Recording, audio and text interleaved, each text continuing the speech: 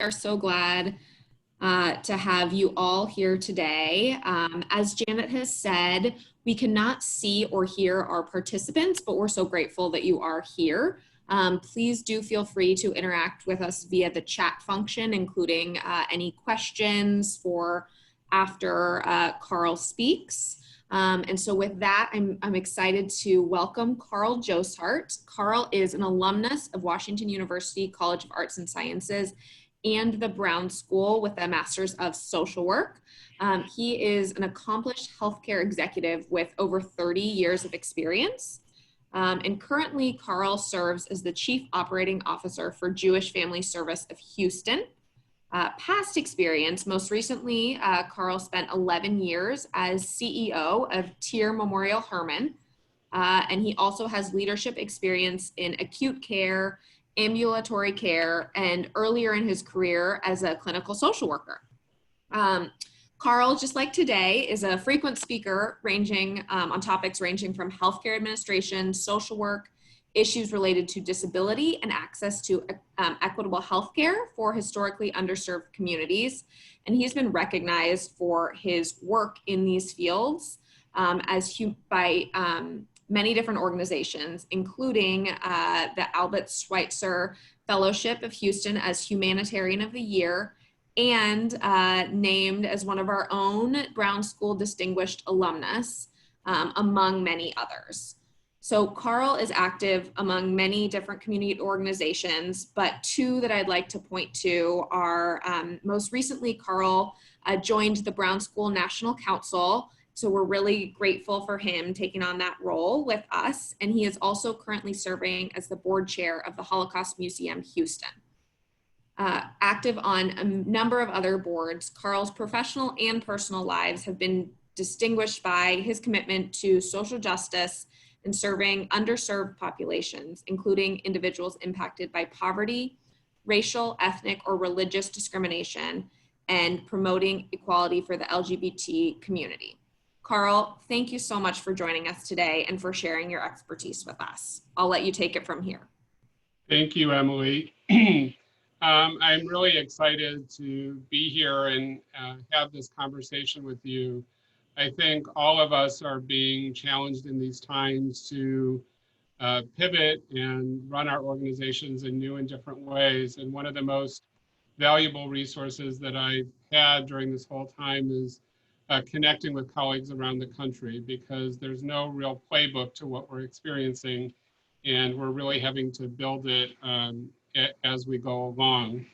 As Emily shared already a little bit about my background, and one of the things that I'll just say is that never have I been probably more proud of my social work background, and also relied on it more heavily than I have right now, because the kinds of changes that we're going through not only require technical solutions, but really being sensitive to the needs of our employees and our clients at a time of great distress and stress for them.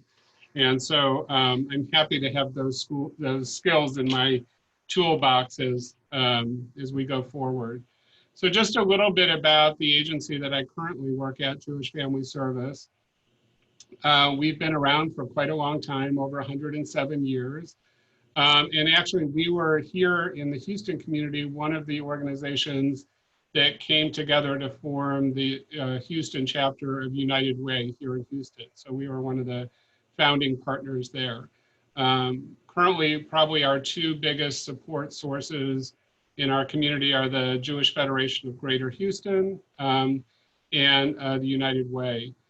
We currently have about a $7.5 million a year budget, but because we're relied upon in the community as one of the leading organizations to respond to community disasters, like, for example, Hurricane Harvey, there are years that our budget expands to up to about $14 million, because we're one of the kind of first responder type organizations in our community when events like that or the current pandemic happen.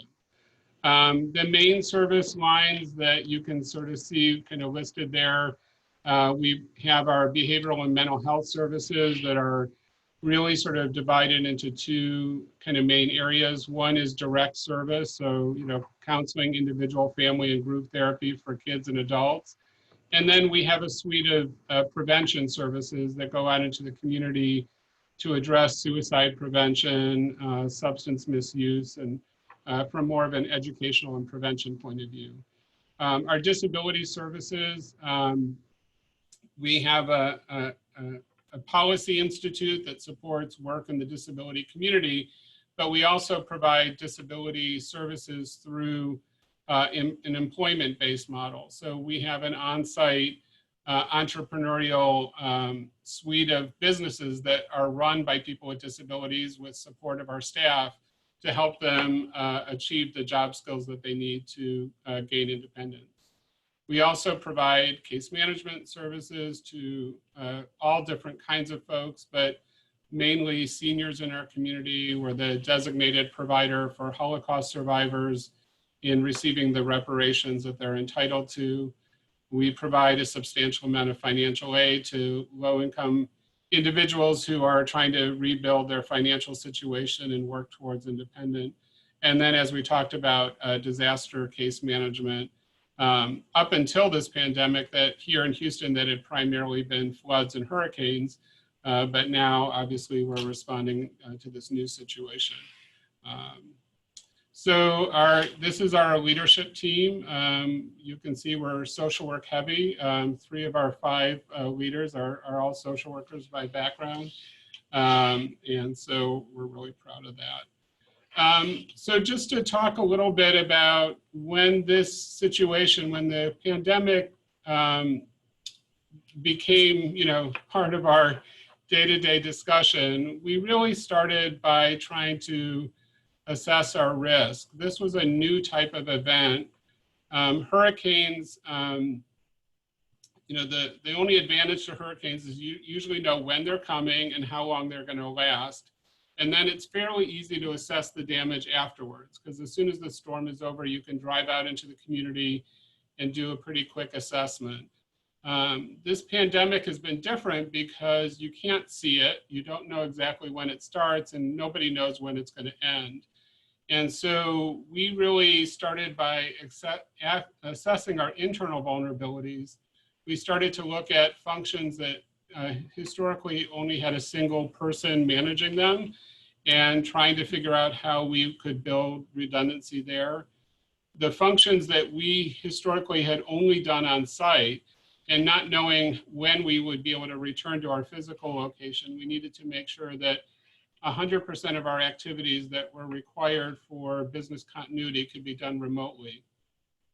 And within the sort of the financial and operational side, we really needed to focus on business continuity, making sure that we had enough cash flow to meet payroll and pay our bills and all that kind of stuff. And then we needed to assess the vulnerability of our external partners. So, how are we going to, for fee-based programs that collected insurance or other revenue, how were we going to continue to get cash in the door? And then to assess the individual risk for each of the different types of funders for our programs. What was the government doing? How about private foundations and donors? How about program fees? Insurance companies? And so these, as we'll talk about later, really started to build the framework for doing some scenario planning, because we felt like we couldn't wait until it became clear what was happening. We needed to sort of plan for multiple scenarios simultaneously. So in conjunction with our board leadership, we really felt that the categories of the work that we were being forced to think about was immediate response, how we would eventually return to using our physical location at some point whenever that became safe. And then to start the work of reinventing us, knowing that we will probably never go back to exactly the way things had been in the past. And so we needed to create a new structure that really helped us get our hands around, you know, the pace and the complexity of the decisions that had to be made. So in the past, our senior team, our chiefs, you know, the C-suite met weekly and sometimes every other week. And we just knew that that was never going to be enough. And so we changed our structure to meeting every single morning at 8 o'clock and problem solving what, you know, the challenges that we were facing kind of day to day. Same thing with communicating with our staff. The environment was changing so rapidly that our usual modes of communication weren't enough. So we started sending out a daily email to staff, letting them know what was new, what was different, how we were coping, what was going on, to make sure that because we were all in different locations and working remotely, some of the usual ways of spreading information through the organization weren't going to be adequate to what we were doing. The other thing is we were in a fortunate position in that we were able to make the decision to continue to keep all of our staff on the payroll, and we were not forced to downsize or furlough anyone. But we had to make sure that there was meaningful work for everyone, so that, you know, the work that we were doing was changing, but we needed everyone to contribute. And so that meant that we had to assess everybody's access to, you know, technology at home, make sure that they had what they needed, get it ordered, get it set up, get them trained in it. And then on our morning calls, we would look at, you know, where the needs were within the organization, and then who could be cross-trained to pick up those needs as we were continuing to try to serve all of our clients without interruption. So we had to, in the beginning in particular, prioritize what we were going to focus on. And so the two really top things were business continuity and client services. Everything else, we were able to sort of say, you know, we have to take care of the people and maintaining our business first, and then we'll get to the other stuff maybe a little bit later. We also had to really create some new norms for the workplace. If technology is going to be, and you know, a technology enabler like Zoom is going to be our new site of service, then learning how to use it effectively is not optional. And we had to make sure that 100% of our staff knew how to use this technology and use it effectively. And we also then needed to adapt all of our service modalities that we use to take care of clients to be able to be done virtually. And I'll give you some examples of those as we go through. The other thing that we started doing right at the very beginning is keeping track of all of our COVID-related expenses. Anything that was caused by the, you know, by this current pandemic. Initially, we had some hopes that we might be able to use some of our business interruption insurance, but that didn't pan out. But we do have donors and supporters of the institution who have been asking. And so even where we couldn't, you know, necessarily succeed with an insurance claim per se, we have had donors step up and want to help with some of those COVID-related expenses. So if you're not keeping track of that, I would encourage you to find a way to at least estimate what those expenses were. The other thing that we made a decision on early on was not to sort of tread water. We didn't see this as a waiting time. We saw this as a time when we needed to expand our work, not just continue or wait it out. So there were several key initiatives that couldn't wait till after. We had identified probably a year ago a need to redo our website for many business reasons, but that became even more important now because without our clients being able to physically come into the building, we needed more functionality in our website so that they could accomplish more and more remotely. And so we launched that website project after we were all quarantining at home, and it is continued to move, and we are on track for an on-time launch in the fall. Now, we had to redo the entire way we're working and how we did it, but we just felt that that could not wait.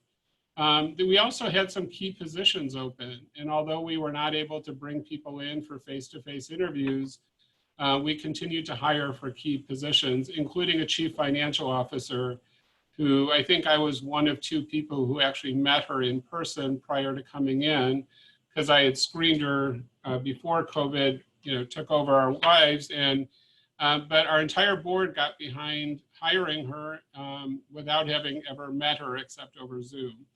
And so you need to think about, for your current and future needs, how you're going to adapt your HR processes to allow you to continue to find and onboard the staff that you need to do the important work that you're doing. When I shared with our leadership team that I was going to be talking with all of you, I asked for them to kind of give some of their thoughts. And one of our department heads said, "Hey, now's the time. People, you can blame it on COVID. Try lots of new things, And so, and so I think that it is, it is a good time to test out new things because, right now there's a need to be more creative, perhaps, and people may be more open than at other times to looking at how to do things differently." One of the key challenges that we faced was, how do we keep our board informed and how do we get them on board with all the changes? So within a couple days of this whole thing started, we established a COVID-19 financial task force of our board. And for the first month or two, we met weekly and then moved to bi-weekly. And it was really important that we have a dedicated time to talk about the long-term implications and talk through how we were going to approach that as an organization. In order for our board to effectively support us, we needed to teach them how to use the technology as well. So one of the ways we did that was through board virtual happy hours. We started meeting with them weekly, Wednesday afternoons at 4 o'clock for a social outlet, but we did these by Zoom. And because of that, all of our board members, we were able to problem solve and teach them how to use Zoom in a non-threatening social kind of environment, so that when we got to our board meetings and committee meetings that continued to meet by Zoom, they were familiar with the technology and the technology wouldn't become an impediment to us continuing to do our work. The other thing that we did is we did a quick review of our bylaws to make sure that they supported us taking action, that the board could take action via teleconferencing and not just in person. When we reviewed them, we felt like our bylaws weren't clear enough in this area, so we actually modified our bylaws and got our board to approve that so that there would be no delay in their ability to do the work that they needed to do. And we would not take the risk of bringing them in person just because of the need to vote on something. And then we had to restructure how we conducted board meetings. We had to look at everything from how the agenda was managed to how we tackled different topics. And so, I think it's very important, whether you're dealing with your board, your clients, your staff, that these new modalities create new challenges, and you need to make sure that you're continuing adapting to this new environment. So, in part of our planning, we really sort of looked at a couple different things, making sure that each critical function had multiple redundancies, sort of asking that what if question 2 or 3 times to make sure that things that were critical could always be done no matter what. We've done a lot of cross-training. And then even though the needs of today seem very pressing, we really need to make sure that, I call it looking through a microscope and a telescope at the same time. Sometimes we have to dig down into the minute detail to make sure that a function happens. But part of the role of leadership is to be looking 1 week, 1 month, 1 year, 5 years out, And so you can't allow yourself to get so pulled into the day-to-day details that you're not planning ahead. And so here I just showed you who was on the COVID task force, sort of a good representation of board and agency leadership. So with service delivery, you know, we made the commitment that although our building was not going to be open to clients until it was safe, we needed to move all of our services remotely. And so we really had to sit with the leadership of each program and develop, you know, modifications for how those services would be delivered given the constraints of the technology that we have. We decided to use Zoom as the modality that we would use for client care. So we made sure that we, you know, got our HIPAA protected Zoom, that we had them sign a business associate agreement. You know, but our therapists, like, for example, in our children's department, did a lot of play therapy. And so the question was, how do you do play therapy over Zoom? So they worked together and created a modality where the therapist through Zoom would be coaching the parents to be through the activities with their children remotely. And that's actually worked really, really well. We also added some situation-specific support groups through Zoom so that people who are not historically clients with us could get some ongoing social support. The three that we launched, in addition to all the other ones that we offer typically, were a parent support group, an adult support group, and an adolescent support group. And those were all kind of very well attended. You know, employment, we had just launched a program for kind of young adults who were having trouble launching their careers. And that had just started when we had to shut the building down. And so the employment team retooled that entire program within a couple of days and continued it and did it remotely. And so it took a lot of flexibility, but the participants really responded very well, that, you know, they felt that it was, you know, very, very helpful. With our employment program for people with disabilities, that was really hard because we couldn't bring them in. But our staff actually got very creative, and they are delivering weekly boxes of work to all the participants at their home. And then they're supporting them through all of their work remotely. And then they've continued many of the activities that they used to do in person, like having an exercise group. They now do it through Facebook Live. They always had a weekly meal together and celebrated the end of the week and going into the Sabbath for the weekend. They've moved that to virtual.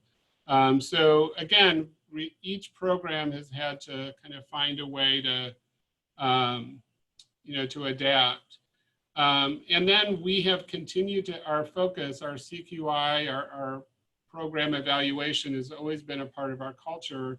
And we made the decision early on that we would continue to monitor all of our regular, you know, use all of our regular program evaluation tools to make sure that the programs as modified to this new environment were functioning as effectively as we had hoped they were. There's a little typo there, but also getting feedback from counseling was just very, very essential. And so we've continued to seek out input from all of our clients to make sure that we can make real-time adjustments as we go. And so, you know, in the employment program, we got some great advice, you know, that people loved what they called the treasure box, you know. But, you know, one thing that was really interesting is the feedback we got when our counselors all started working remotely. They created these beautiful backgrounds that they all used that looked very professional, that had their picture, their credentials, you know, the hotline number, the suicide prevention hotline, all this kind of, it was a very beautiful background. And then clients started to say to them, I really miss being in your office. That was my safe place. And so many of our therapists came in, snapped a picture of their office and started using that as their background. And what we found by listening to the voice of our clients was what we needed to do to make that Zoom therapy session feel much more personal and helpful to them in a way that was meaningful to the client. I think we talked through some of these things. I think it's really important here to continue to provide training and support for your staff in learning and adapting to these new models of care. So here's just a short list of some of the operational challenges that we had to figure out. If we're not going to physically be in the building, how do all the telephones get answered? How do we manage voicemail?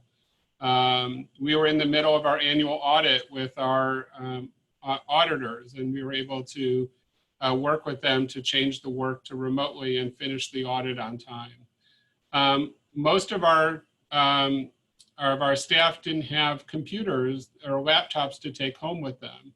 And so we had to find computers and webcams and get those all distributed out in time for people to continue to do their work. And then, we were working hard to plan for our financial future of the agency and also how we can help our clients get access to the financial aid that we provided them. And so we had to implement some new strategies for how we distribute funds to clients, including electronic funds transfers. And we did apply and were successful in getting an SBA loan, through the payroll protection program for to help support our agency. I did increase our line of credit with the bank just in case. And then, as I said, we expanded the online bill payment options for our clients so that we were not dependent on them being in the building to be able to access that. We've been very concerned about the burden, obviously this is all placing on our staff. And the emotional health of our staff has been something that has been a top priority for us. Our counseling staff have talked about some of the intensity of the work and how, so we were very, very concerned about burnout. And so we've been trying to find ways to continue to support the mental health of our staff. And then, staff became very, very concerned about when would it be safe to come back to the office and how would we know that it's safe? And so we decided to sort of take the approach that, the situation was changing rapidly, the science was unclear and it seemed to be changing every day. And so what we needed to do was define the values, the organization values that would guide our decision making. And then we needed to choose a reference point or a guidepost for how we would do that. We didn't always agree with the state level guidance that our governor was providing and thinking that it might be right for our organization. And so we had to talk through, is it going to be CDC or are we going to look for 2 weeks of falling new infections, or what would be the roadmap or what would be the source of truth for how we made decisions that were consistent with our values that we had identified. And I think that's really important because, you can hear, what the current thinking is about how the virus spreads one day and it seems to change the next. We had a scheduled, during this time, we had a scheduled employee satisfaction survey that was meant to go out. And we decided that we would send it out, even during this time, but we modified it, made it shorter, and made it more of a check-in to do with how they were doing with all of the current changes that were going on. And we felt that this was really important because we couldn't see people in the office every day and get a real good feel for it. And so the good news was that we got a lot of wonderful feedback. that people felt we were supporting them, that, they, you can see some of the comments that they felt the leadership had their best interest at heart. And they respected the flexibility that we provided to them. And so again, this was sort of our commitment to using data. We thought we were doing a good job, but you don't know if you're doing a good job unless you ask. And I think then we started to need to think about how is this going to change our work going forward, and what are going to be the skills that we need for the workforce of the future. And we've actually started rebuilding the core competencies for our job descriptions to include, proficiency with remote work and technology that assists with that. For managers, we're really looking for skills and the ability to build and manage teams remotely. We really feel that unlike many of the community challenges we faced before, this is going to permanently change our community going forward, and that we need to be retooling our workforce for the new work that is coming in the future. And so here are just some of the things that we think are really important. And some of this information came out of a report or several reports from McKinsey. And in the resources that I've put at the end of the presentation that you'll all have access to, you can get access to these if you'd like. But I think even before the COVID hit, a McKinsey survey showed 87% of executives said they were experiencing skill gaps in the workforce or expected them within a few years. And I think COVID is just accelerating this. I mean, the need to be able to operate in a digital format and to respond to rapid changes in the environment, the social kind of skills to figure out how to build adaptive teams remotely. I think these are all things that are going to become part of our everyday workforce. And we need to start thinking about how do we invest in building those skills now, because it takes time for us to, for people to respond.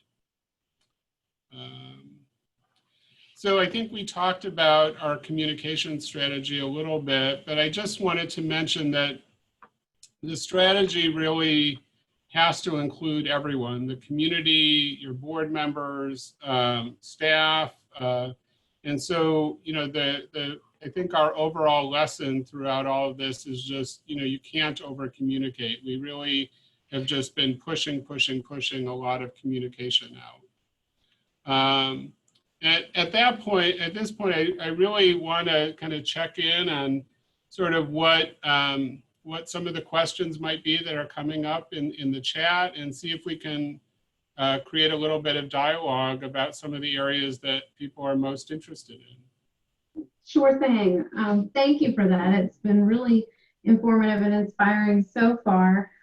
So this actually, something that Shivanvi wanted to know about is probably really right on point for the slide that you have in front of us. Curious to really talk through the systems and initiatives of how you've stayed in touch with or provided interaction with your key constituents, board, staff, and clients. You've alluded to it, but if you didn't mind maybe breaking it down in that way, and just talking about what was the strategy for each of those key groups. Right, so I think that's a great question. So our staff, we have historically met as an all-staff meeting twice a month. And we've continued to do that through Zoom. But in addition, I send out a daily email every morning to all staff. The pace of change and the questions that are coming in, the anxieties that people are having, we just felt that weekly or bi-weekly or monthly communications was nowhere near kind of the pace of what people needed. And so we do that now daily, in addition to the formal meetings that we have. We also have always been a big user of Facebook and Twitter for our organization, and we've really upped the frequency of those communications. Now, those are obviously more directed at the community at large. You know, in addition to our all staff meetings, every department, continued to meet as a department, and each department really adjusted the frequency of their meetings to the demand of what was going on.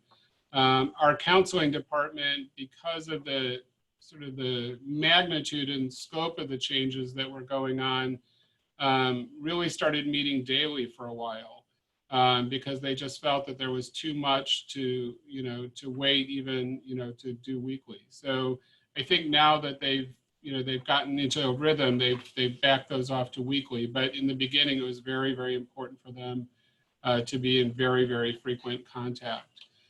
With our board, we've continued all of the regular board meetings and committee meetings through Zoom. The board happy hours that I was talking about, not only are they social, but they are a good opportunity for us to check in, for them to have a sort of a free form platform where they can ask questions. We can give them kind of updates on how we're adjusting to different parts of this environment, hear what their concerns are. And so that has been a very, very effective. We generally get about a third of the total board at any given one of those weekly meetings. But throughout the month, it's an opportunity for us to check in again with almost everyone. In one of the local newspapers, we have a weekly article that addresses mental health issues.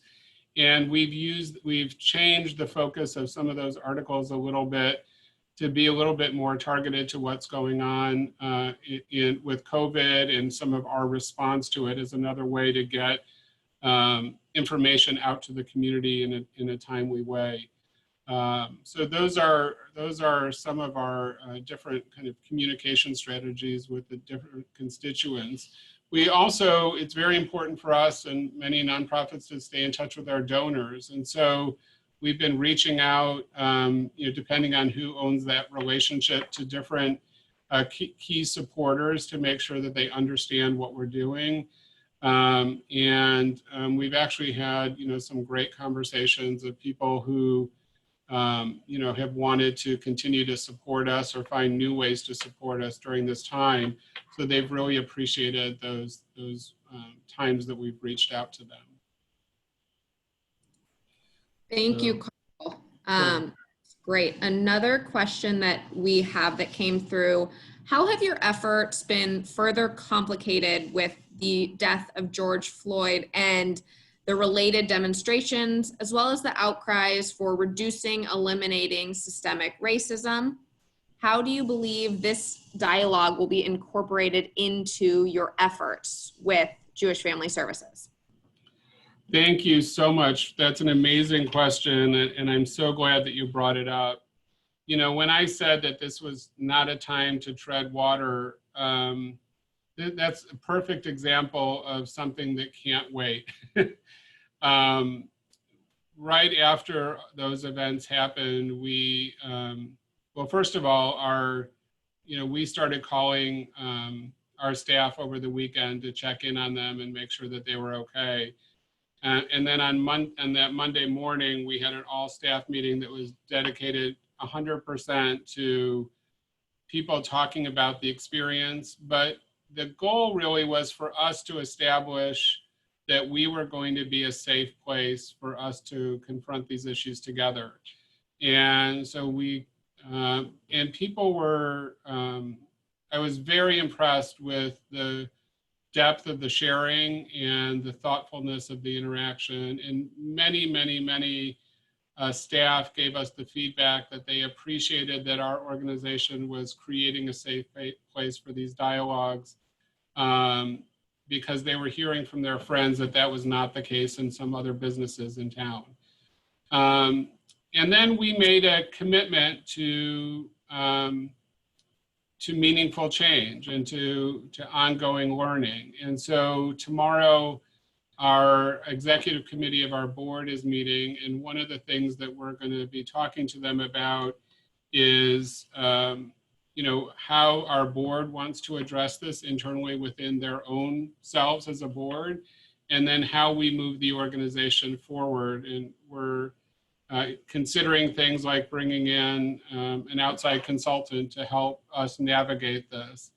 But even though our organization is affiliated, you know, is a Jewish organization, our staff and our clients are very, very diverse and come from many different backgrounds of all types, religions, and other things. And so we've decided that we need to learn how to do this well within ourselves, and then before we can, you know, maybe offer consultation outside of our organization or help support changes in other places. But yeah, it's been a very painful time. I mean, for everyone, I think, and you know, it makes it harder. I mean, we're certainly hearing about it from our clients, our counseling clients. Almost 100% of them are talking about this now, in addition to whatever originally brought them in. And so, so this is very present in our work, and I think we plan on it staying as a top priority for us to address going forward. Thank you for that. So I want to bring together questions raised by 4 different people in slightly different ways, because it's obviously a top concern. But before I do that, Carl, I want to touch base with you on should we, after this question, pause for more of the presentation or continue to field questions? I think we can continue to field questions, or, you know, and I think I want to make sure that since we're not in a space where we can see each other, that we're responding to kind of what's on people's minds. All righty. Okay, so the question, and I'm going to try to do justice to 4 different people, but it really, it all gets to access to technology. So it's been expressed from the point of view of perhaps not having internet access, perhaps elderly people who might be less comfortable with technology. It's been expressed if somebody's home environment isn't quiet, peaceful, and safe for a Zoom session. And I think also expressed as if somebody has a disability and requires technology to assist them that they may not have in the home. So it takes it a different direction, a bunch of different directions, but I think the key there is, you know, sort of equitable access, and curious for strategies, or for that matter, roadblocks that you guys have yet to overcome. Yeah, no, thank you. Great question. And I think it speaks right to the heart of, you know, when we talk about social determinants of health, this is becoming one of those social determinants of health, you know, you know, many doctors' offices are doing, you know, 90% or more of their interactions now via technology. And if you don't have access, it's very difficult. The other thing that's complicating it is that many of our clients or people without reliable access at home had typically used public spaces. You know, they would go to a Starbucks and, you know, get a cup of coffee and sit and use the internet all day, or they could go to the public library. Those spaces are not open now, and so that's creating issues as well. So and we don't have all the answers. Some of what we've done is we purchased webcams, not only for our staff, but to the extent that we could get them, and it's hard at times because the demand is so great. We've purchased them for clients so that they could have, if that was the barrier, that we could get them, you know, a webcam to use in their home. For some of our frail seniors, some of our Holocaust survivors and other frail seniors, we are looking into a technology that we hope to have on site soon. There's many different brand names for this, but one of them is called GrandPad, which is an adapted kind of iPad type device that's specifically designed for ease of use for seniors who are not proficient in technology. And so an agency or a family member can set it up for them with predetermined contacts that are allowed to reach them. So you can screen for safety, you know, to make sure if someone is not, you know, if you feel they might be vulnerable to be taken advantage of. And it allows also somebody to manage and look at their activity, to sort of get a sense of their wellness and how much they're reaching out. And so we got a grant to deploy some of those, and if it's a model that works, we're looking to do that more. In our financial aid and financial assistance programs, we've often helped people with, paying their rent or paying their electric bill or other things. And especially now, we're really thinking of internet access as sort of a key survival tool. And so we've started to help with that if cost is prohibitive and people need it.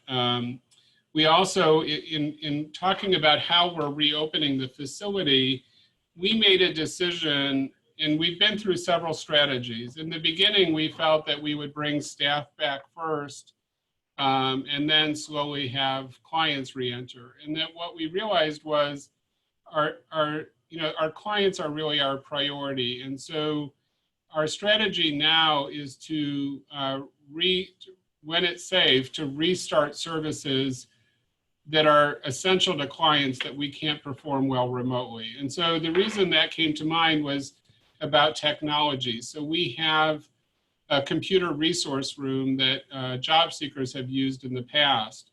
And now they haven't been able to have access to it. Now it's a room that usually holds 6, 8, 10 people at a time, and we can't do that safely now. But we are going to be reopening that room by appointment so that people can come in, have access to the computer, do a job search, whatever they need, have a private appointment with their physician, whatever they need, and then we'll clean the room and before the next appointment and allow the next person to come in. And so we are trying to find ways that we can replace or augment some of those public spaces that used to be more available, for clients to use, but to make that a priority rather than bringing back, let's say, our finance staff that happens to be doing a great job working remotely right now. So I hope that helps. I really think this is an area for increased advocacy and where I hope that organizations are going to really kind of come together a little bit more to speak up for the need for public access to internet, because I really think that this is going to be a key equity issue going into the future. Yeah. Are there other questions that have emerged, or just want to make sure that we're keeping up with what people are thinking and feeling and expressing? Thank you, Carl. You've answered some questions that have really come across from a number of people. You hit on this a little bit with some of your all staff meetings and ways you're touching base with employees, but employee mental health during this time. Can you talk a little bit about what you are all doing, whether it's EAPs for supporting employee mental health or peer support or other techniques? Can you talk a little bit about how you guys are focusing on employee mental health during this time? Absolutely, great question. So we've done a variety of things. So one of the things that we did is we wanted to make sure that our mental health providers, our counselors, had equal opportunity to get mental health support as all the other staff. So we didn't want to lean on them and have them do a workshop on coping during this time, because they're trying to cope as well. So we reached out to a trusted partner in the community and said, if you'll do this for our staff, if you ever feel the need, we'll return the favor and come and help support your staff. And so it was a really great session that we did via Zoom so everyone could attend. But a trusted colleague of many of our clinicians, kind of led us all through kind of self-care during this difficult time. So that's one thing that we've done. We do have an EAP, and I consistently send out reminders about how to access that. Our EAP program here is not only available just to the employed individual, but anyone in their family for free. And so we wanted to make sure that people were aware of that and using it as needed.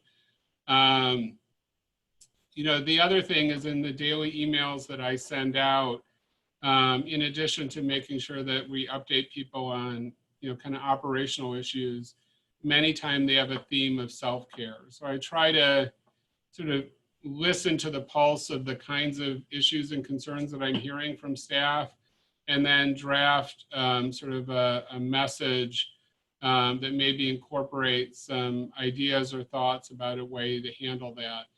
And so, you know, and then in our national organization, you know, this came up as well. And there was the idea that we could all, you know, partner up and sort of kind of help offer kind of these emotional support coaching to each other's agencies. You know, oftentimes when I did work clinically, you know, the clinicians are called on to do the self-care training for the rest of the organization, but that means they're not getting it themselves. And in this case, we really felt that we really needed to make sure that we protected them and they got to participate on equal footing with the rest of the staff.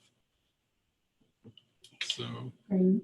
So I want to pass along a compliment from Bethany, just saying how reassured she is hearing you speak about the focus you've given to supporting clients and staff during the changes. I'm just appreciative of what you have to say. And Susanna is particularly interested in internship programs and the fact that you continue to operate an intern or have an intern for the summer. She's curious, is this something you're going to continue to do, and sort of how that has changed when you can't mentor somebody physically in your office? Yeah, wow. I mean, all of it is tough. So we made the commitment as a teaching organization that we felt that, you know, especially now is the time to be committed to training clinicians for the future. So we would not interrupt any of our internship programs. Now, obviously, we have to follow the guidance from the school. So many schools are not allowing the interns to come on campus. So their supervisors are all adapting the program to meet the needs of what the, you know, interns want to, you know, learn, but also do it in a way that supports our school partnerships. You know, the other thing is, you know, things are changing so quickly that it's a time for advocacy. And I'll just give you one example. We had just launched a play therapy training program when all this started. And it was there's just a real shortage of registered play therapists in our community. And one of our staff is a licensed instructor. And so he was doing those, he had just started a training program, and the first session or two met in person, and then we had to switch to remote. Well, then the state agency that provides the CEU said that if they weren't in the same room, breathing the same air, that they would not allow any of these, even though they met all the contact hours and were doing it by Zoom, they wouldn't accept it. And so we partnered together with several other organizations in town to do some advocacy and get them to back off of what we thought was a pretty unreasonable position. And so we were successful in that. But, you know, I think, you know, the need for trained professionals is only going to grow because of this situation. And so, in fact, later this afternoon, I have a call with someone from a music therapy program about how we can start an internship in music therapy during this time, and you know, how to make that work and what populations it might work for. So I think, you know, we're willing to be as adaptable as our community partners are willing to be. And I think, you know, we're all learning flexibility. We just, you know, here in Houston on Monday, there was a public viewing for George Floyd. And then on Tuesday, there was the actual funeral. And we didn't want to, we wanted our staff to do whatever felt meaningful to them on those days. And so we just decided, you know, we were going to allow staff to take the time they needed on whichever day or days, combination of days that they felt they needed to do whatever was right to meet the moment. And so, you know, whether it's that situation or the internships or other things, we've just realized that we've got to be flexible, that we will stick to our core values, but that we've got to, just now's not the time to be rigid. This is a moment where we have to try new things and trust our employees. And I think so far, every time we've taken that sort of extended that flexibility to our employees, they've responded in very appropriate, meaningful, responsible, respectful ways.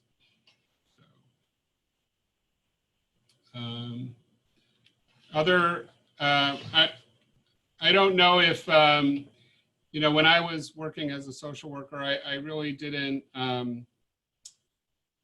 like to talk about the money too much, but, I think that now's not a time to be shying away from doing some long-range planning on your finances, but probably personally as well as professionally at your agency. But given the fact that this kind of economic downturn is probably unlike anything we've seen in our lifetimes, I think it's really important to be aware of the major industries that are in your community and how they're being impacted. Here in Houston, pretty much everyone from grade school on up can probably tell you the price of a barrel of oil on any given day, because that's so tied to our economy.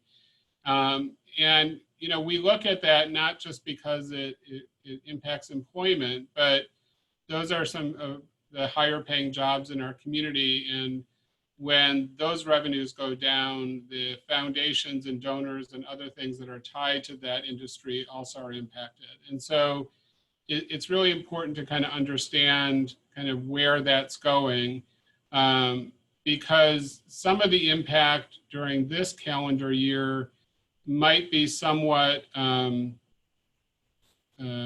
mitigated by some of the payroll protection programs, the SBA support, the extended unemployment, some of the other programs. But when those programs end, we're going to, there will be a second wave of impact if jobs are not quick to come back. And in many industries, it doesn't look like it's going to be quick. So in hospitality and hotels, it doesn't look like it's going to bounce back quickly. In retail, it doesn't look like it's going to bounce back quickly. Travel is certainly being hit really hard right now. And the other thing is to think about the new type of client that's going to be coming in the future. We're right now in the doing intense planning for our employment program. Prior to COVID hitting, in general, although obviously everything is local, in general, we were seeing some of the lowest unemployment that we had experienced in our country in a long time.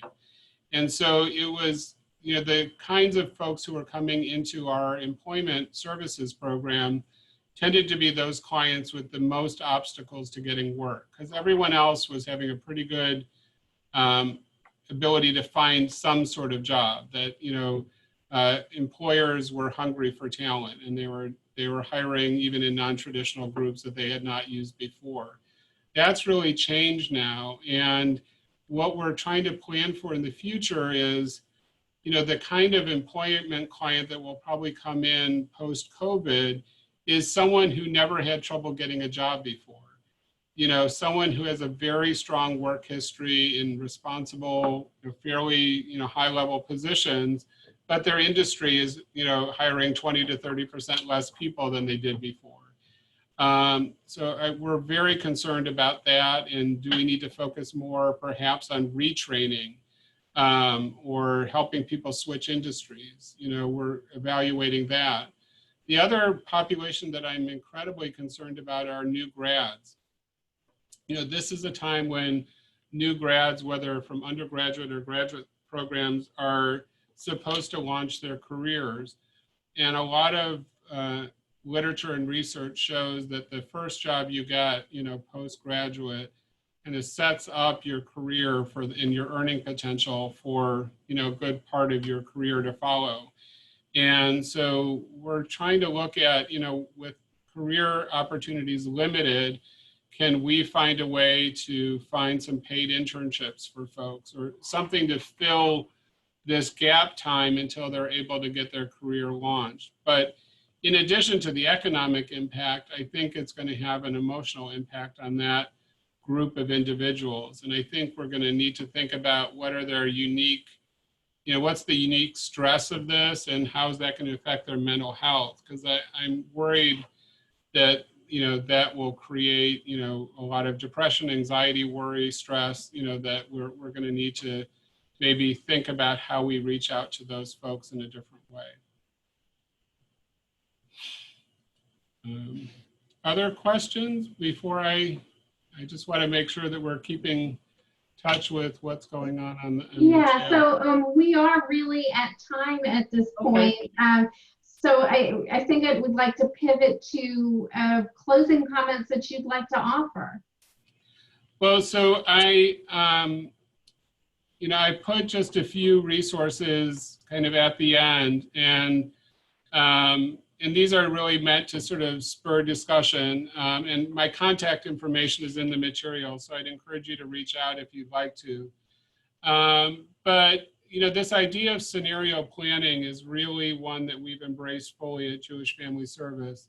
And as we go into our budget planning cycle, which is coming up, rather than presenting kind of a single budget or a single look at how we think next year is going to look like, we've identified sort of 2 or 3 likely case scenarios of what we're going to be dealing with, and we'll be preparing sort of best and worst case scenarios so that we can build some flexibility in how we approach next year. The Wallace Foundation citation here is a great source. It's fully free and open to everybody, and it gives you lots of incredible tools for financial planning, from cash flow projections to whatever you need. And I would encourage folks to use it liberally. We find it very, very useful. One of the things we talked about, and I just included one particular example, is what are the values that will guide your decision-making and how you return to work, and what will guide those decisions. There's a great article here that's from a Jewish perspective, but there are many other organizations who have published other kind of value-based guides to think about. And then I put the link to the information that I got from McKinsey that really talks about how to reskill your workforce. And so if you're looking for kind of places to get started, I think any of these places will be good places to kind of touch base and look for some resources. But I'm also happy to if someone wants to reach out, to try to point you to any resource that we have found helpful here. Great, Carl, thank you so much. You present what is going on in your organization like it's a case study of something that happened in the past, and you've had a lot of opportunity to reflect on your recommendations, insight, the way you've brought people along with you is so clear. And honestly, I think the biggest compliment that we can offer to the work that you're doing is something that Cindy threw in the chat, which is she wants to move to Houston and work for you. But truly, I mean, well, here's my email and phone number, so let's talk. Now hiring, right? So thank you so much for just such a relevant and practical and applied and specific conversation. This was everything that we hoped for when we first became aware of the great work you're doing in Houston. Thank you for that. I want to thank my friend and fellow alum co-host Emily Fan for helping with the moderation today. Appreciate everybody joining us. I do want to mention that this is the last open classroom for a while. We're going on hiatus for a bit. The Brown School Summer Institute starts next week, and the same team that supports this program supports those 13 classes, those 200 people that are coming back to the school for skill building, coming back virtually this time. So our next program is not until Tuesday of, not next week, but the following week, when we'll be continuing our series on COVID-19 and race. On Tuesday, June 23rd, we'll be having a panel conversation at 10 a.m. and that will be specifically about the experience of the Native American community. Those conversations have been just incredibly robust, sometimes hard, but always heartfelt and smart. If you haven't participated yet, I certainly encourage you to do so. So with that, thank you all so much for being here. Please stay healthy and safe, and we hope to see you soon at another Open Classroom program. And Janet, just to confirm,